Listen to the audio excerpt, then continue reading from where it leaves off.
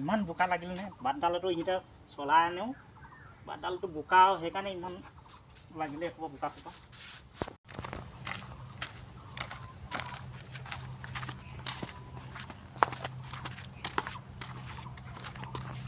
জুকচিন্দা গাড়ীখন কিনিলে নেকি জুকচিন্দা নুশুনে নেকি কি হলো গাড়ীখন কিনিলে নেকি কিনিলো কালি কিমান পৰিলে এবাৰো পোৱা নাই তুমি নহয় কিমান পৰিলে সেইটো সুধিছো কিমান পৰিলে মানে এবাৰে পোৱা নাই